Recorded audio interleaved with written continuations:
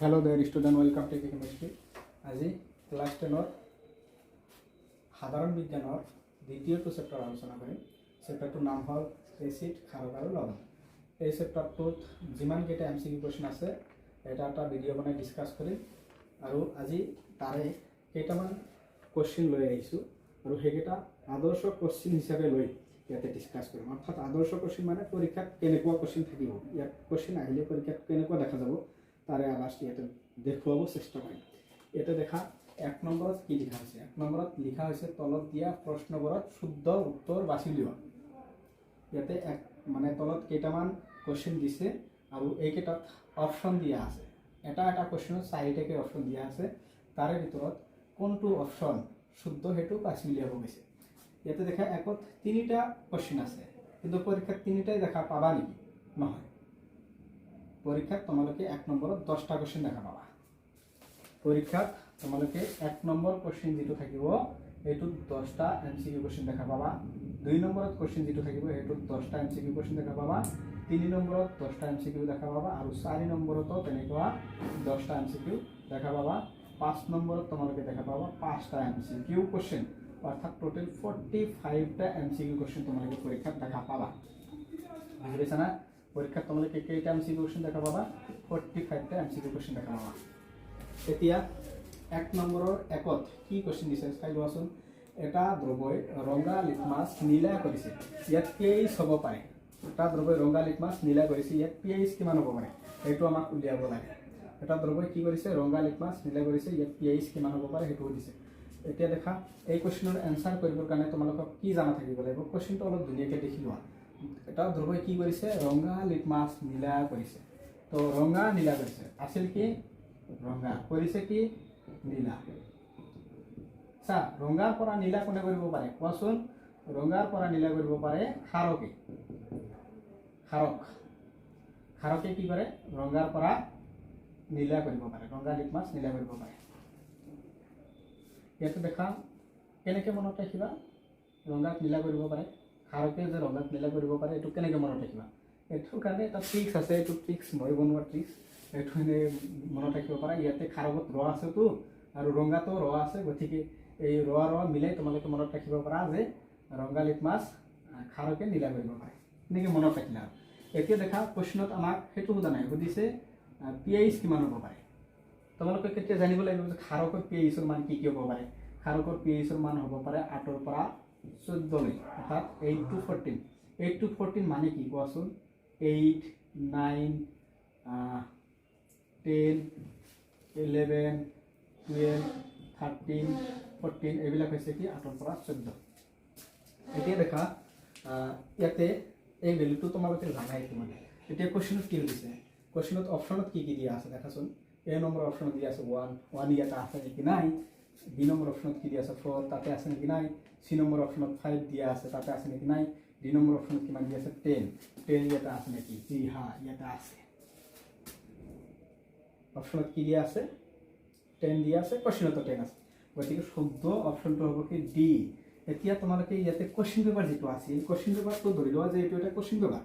এতিয়া কোৱেশ্চন পেপাৰত এনেকৈ ৰাইট দি থৈ আহিলে তোমালোকৰ এনসাৰটো হ'ব নেকি? নহয়, সেইটো তোমালোকে ৰাইট দি থৈ দিলা মানে সেইটো ৰাফ হৈ থাকে আৰু জেনেৰেলি ইয়াতে ৰাইট দিব নালাগে, একচুৱেলি কোৱেশ্চনত টাচ কৰিব নালাগে।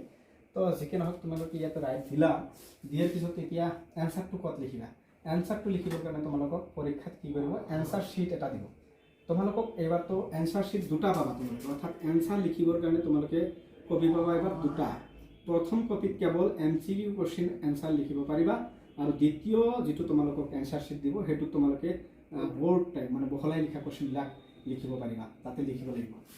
তো প্ৰথম যেটো এমসিকিউ কোৱেশ্চন লিখিবৰ কাৰণে তোমালোকক এনসাৰ শ্বিট দিয়া থাকিব, সেইটো দেখাত কেনেকুৱা দেখা যাব, এনেকুৱা দেখা যাব। ইয়াতে চাই লোৱা, এইটো মই আঁকি লৈছোঁ তোমালোকক দেখুৱাবৰ কাৰণে, যাতে পৰীক্ষাত তোমালোকৰ টেনশ্যন নহয়। ইয়াতে আঁকি দিছোঁ। প্ৰথমখন যেটো তোমালোকক এনসাৰ শ্বিট দিব সেইটো দেখাত কেনেকুৱা দেখা যাব, এনেকুৱা দেখা যাব। ভিতৰৰখিনি এনেকুৱা দেখা যাব আৰু ইয়াতেহে এনসাৰ লিখিব লাগিব। ইয়াতে ৰাইট দিলে নহ'ব, ইয়াতে তোমালোকে এনসাৰ লিখিব লাগিব।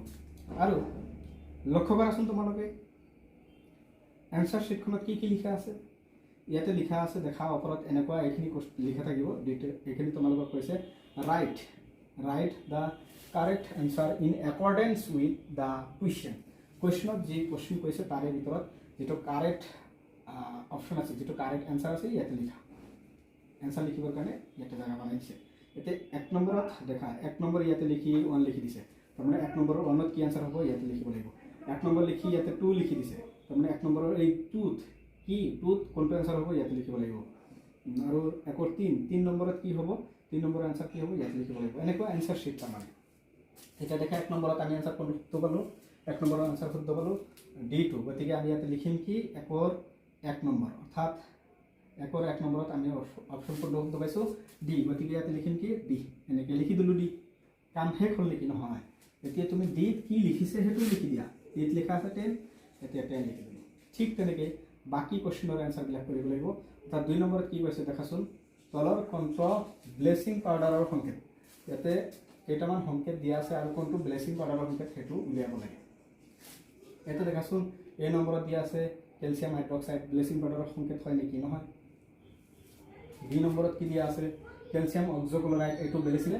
B নম্বৰত দিয়া আছে কেলছিয়াম অক্সোক্লোৰাইড, এইটো হৈছে কি ব্লেচিং পাউডাৰৰ সংকেত।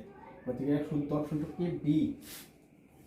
গতিকে শুদ্ধ অপশ্যনটো কি আহিল B। গতিকে এইখিনিতে ৰাইট দি থৈ দিলে নহ'ব, আমি B2 আনি ইয়াতে লিখিব লাগিব। শুদ্ধ অপশ্যনটো কি B। 1ৰ 2 নম্বৰৰ লগত মিলাই লওঁ, 1ৰ 2 নম্বৰ ইয়াতে 1ৰ 2 নম্বৰ, ইয়াতে কি দিয়া আছিল B। গতিকে বিত কি আছে কেলছিয়াম অক্সোক্লোৰাইড, ইয়াতে লিখিলোঁ। তাৰপিছত ঠিক তেনেদৰে 3 নম্বৰ কুৱেশ্যনটোত কি লিখিছে ইয়াতে কোৱাচোন। বিশুদ্ধ পানীৰ pH-ৰ মাত্ৰা প্ৰায়, বিশুদ্ধ পানী যিটো আছে, বিশুদ্ধ পানী যিটো আমি খাওঁ, সেই বিশুদ্ধ পানীত pH-ৰ মাত্ৰাটো কিমান থাকিব লাগে। আচ্ছা pH-ৰ মানটো থাকে 1ৰ পৰা 14। ইয়াৰ মিডিল পইণ্টটো কি, মিডিল পইণ্টটো হৈছে 7। মিডিল পইণ্টটো কিমান, মিডিল পইণ্টটো 7। গতিকে মিডিল পইণ্টটো 7, এই 7টো হৈছে কি একদম নিউট্ৰেল ভেলু, এইটোৱে হৈছে কি বিশুদ্ধ পানীৰ মান। ইয়াৰ আগত থাকিলে সেইবিলাকক এচিড বুলি কয়, আৰু ইয়াৰ পিছত থাকিলে সেইবিলাকক কি বুলি কয়, ক্ষাৰক বুলি কয়। ইয়াৰ আগত থাকিলে এচিড, পিছত থাকিলে কি বুলি কয়, ক্ষাৰক। গতিকে নিউট্ৰেল ভেলুটো কিমান, প্ৰথম মানটো কিমান 7। গতিকে বিশুদ্ধ পানীৰ pH-ৰ মান হৈছে কিমান ইয়াতে 7 কোনটো দিয়া আছে D নম্বৰ অপশ্যন। গতিকে D নম্বৰ অপশ্যনটো ইয়াতে শুদ্ধ হ'ব। D নম্বৰ অপশ্যনত কি লিখা আছে 7, গতিকে ইয়াতে কি লিখিম 7। গতিকে এইখিনি আছিল আজিৰ ক্লাছৰ তোমালোকক দেখুৱাই দিবলগীয়া কথা। এতিয়া দেখা তোমালোকক এটা কথা মই কৈ দিছোঁ যে তোমালোকে এনসাৰ শিট 2টা পাবা। এটা MCQ কুৱেশ্যন লিখিবৰ কাৰণে য'ত 45টা কুৱেশ্যন এনসাৰ কৰিব লাগিব, আৰু এটা হৈছে কি দ্বিতীয় তোমালোকে এনসাৰ শিট পাবা, সেইটো তোমালোকে 1 ঘণ্টা পিছত পাবা। অৰ্থাৎ তোমালোকৰ পৰীক্ষা আৰম্ভ হ'ব 8:45-ৰ পৰা। 8:45-ত তোমালোকক প্ৰথম যেতিয়া MCQ কুৱেশ্যন লিখিবৰ কাৰণে এনসাৰ শিট দিব, তেতিয়া তোমালোকে 8:45-ৰ পৰা 9:45লৈকে তোমালোকে সেই MCQ কুৱেশ্যনবিলাকৰ এনসাৰ কৰিবা। কৰাৰ পিছত তোমালোকে কি কৰিবা, দ্বিতীয়খন যিটো তোমালোকৰ কি দিব এনসাৰ শিট দিব, সেই এনসাৰ শিটটোত লৈ একেলগে বান্ধি ল'বা। যিটো MCQ লিখিলা সেইটো আগত ওপৰত থবা, আৰু যিটো পিছত দিল সেইটো তলত ৰাখি তোমালোকে সেইটো বান্ধি ল'বা। এটা মই উদাহৰণ লৈ আহি তোমালোকক দেখাই দিছোঁ। এইটো ধৰি লোৱা প্ৰথম এনসাৰ শিট, যিটোত তোমালোকে MCQ কুৱেশ্যনবিলাক লিখিলা, আৰু পিছত যিটো দিল এইটো দিল পিছত, সেইটো তোমালোকে পিছত ল'লা। লৈ ইয়াতে দেখা বান্ধিবৰ কাৰণে ইয়াতে ফুটা কৰি দিয়া আছে, এটাৰ লগত আনটো বান্ধিবৰ কাৰণে ইয়াতে কি কৰি দিয়া আছে, ফুটা দিয়া আছে। এই দুটা ফুটা ইয়াতে মিলাই ল'বা। ওপৰত কোনটো ৰাখিলা কোৱাচোন, যিটোত MCQ কুৱেশ্যন কৰিলা, এই MCQ কুৱেশ্যন যিবিলাকৰ এনসাৰ কৰিলা সেইটো ওপৰত ৰাখিলা, আৰু তলত কোনটোত ৰাখিবা, যিটো পিছত দিব, পিছত দিয়াটো তলত ৰাখিবা। ৰাখি এনেকুৱা তোমালোকক ৰছী দিব, ৰছীটো দিব, ৰছীটো ইয়াৰ ভিতৰত সোমাবা। এনেকৈ অলপ সোমাব, কষ্ট হ'ব পাৰে, কিন্তু একো কষ্ট নহয়, ফুটা কৰি দিয়া আছে। তোমালোকে নতুনকৈ আৰু ফুটা কৰিব নালাগে, পিছে বেলেগ জেগাত ফুটা কৰি ল'বা নেকি, নহয়। যিটো ফুটা কৰি দিয়া আছে সেই জেগাতে তোমালোকে এইটো সোমাই ল'বা। আচ্ছা ওপৰত কোনটো ৰাখিলা কোৱাচোন, ওপৰত ৰাখিলা কোনটো, ওপৰত ৰাখিলা তোমালোকে MCQ কুৱেশ্যন যিখিনি লিখিছিলা, MCQ কুৱেশ্যন লিখাখিনি ওপৰত ৰাখিলা, আৰু তলত কোনটো ৰাখিলা, যিটো তোমালোকক পিছত দিম, যিটোত 2 মাৰ্কৰ 3 মাৰ্কৰ কুৱেশ্যনৰ এনসাৰবিলাক লিখিবা, সেইটো তলত ৰাখিলা। ৰাখি ইয়াতে তোমালোকে সেইটো দুটা এনসাৰ শিট তোমালোকে ধুনীয়াকৈ ইয়াতে বান্ধি লোৱা। এনেকৈ একেবাৰে কি কৰি বান্ধিব নালাগে, যাতে ছিঙি নাযায়, অলপ এটেনশ্যন দি এইটো কি কৰি ল'বা, বান্ধি ল'বা। বান্ধি লৈ এতিয়া তোমালোকে পিছত এই 2 মাৰ্কৰ কুৱেশ্যনবিলাকৰ এনসাৰ কৰিব পাৰিবা। MCQ বাদে যিবিলাক কুৱেশ্যন থাকিব সেইটো ইয়াতে এনসাৰ কৰা আৰম্ভ কৰিব পাৰিবা। এতিয়া কথা হ'ল, প্ৰথম 1 ঘণ্টাত তোমালোকৰ সেই 45টা কুৱেশ্যনৰ এনসাৰ যদি কৰা শেষ নহয়, তেতিয়াহ'লে তাৰপিছতো সেই কুৱেশ্যনবিলাকৰ এনচাৰ কৰিব পাৰিবা নেকি? এইটো কুৱেশ্যন কিন্তু ষ্টুডেণ্টৰ মাইণ্ডত আছে। মোক কেইবাজনো ষ্টুডেণ্টে সুধিছে যে পিছত যেতিয়া 1 ঘণ্টাত আমি গণিতৰ কুৱেশ্যনবিলাক কৰি শেষ কৰিব নোৱাৰিম, পিছত আৰু লিখিব পাৰিম নেকি? তোমালোকে যিহেতু 2টা এনচাৰ শ্বীট ইয়াতে তোমালোকে বান্ধি ৰাখিলা, তাৰমানে এইটোকে বুজায় তোমালোকে পিছত যদি সময় তোমালোকৰ বাচি থাকে, তোমালোকে পিছতো সেই MCQ কুৱেশ্যন কেইটাৰ এনচাৰ তোমালোকে কৰিব পাৰিবা। ওপৰত কোনটো ৰাখিছিলা কোৱাচোন আৰু একবাৰ? ওপৰত ৰাখিছিলা MCQ কুৱেশ্যন যিকেইটা লিখিছিলা, আৰু তলত কোনটো ৰাখিলা? যিটো পিছত দিম, যিটো তোমালোকে পিছত দিম। পিছত দিয়াটোত কিন্তু এনেকুৱা তালিকা আঁকা নাথাকে, তোমালোকে টেনশ্যন কৰিব পাৰিবা পিছতটোত এনেকুৱা থাকে নেকি, পিছতটোত এনেকুৱা থাকিলে এই ইমান সৰু এটা জেগাত এনচাৰবিলাক লিখিব পাৰিম নেকি, তেনেকুৱা কোনো টেনশ্যন কৰিব নালাগে। পিছত যিটো দিব এনেকুৱা টেবুল বনোৱা নাথাকে, এনেকুৱা তালিকা বনোৱা নাথাকে। পিছতটোত তোমালোকৰ যেনেকৈ নৰ্মেল পৰীক্ষাবিলাক দিয়ে তেনেকৈ তোমালোকৰ খালি ইয়াতে মাৰ্জিন টনা থাকিব আৰু তাত তোমালোকে এনচাৰবিলাক লিখিব পাৰিবা। আৰু এটা কুৱেশ্যন তোমালোকৰ মাইণ্ডত থাকিব পাৰে, ইয়াতে যে এনচাৰবিলাক লিখিলোঁ, ইয়াতে লিখিলোঁ, ইয়াতে লিখিলোঁ, ইয়াতে লিখিলোঁ, আৰু এইটো জেগা কিন্তু খালী ৰাখিছোঁ, ইয়াতে একো লিখা নাই। এইটো খালী ৰখা হৈছে, কিয় খালী ৰখা হৈছে, এইটো কি লিখিব লাগিব? এইটো কুৱেশ্যন তোমালোকৰ মাইণ্ডত থাকিব পাৰে।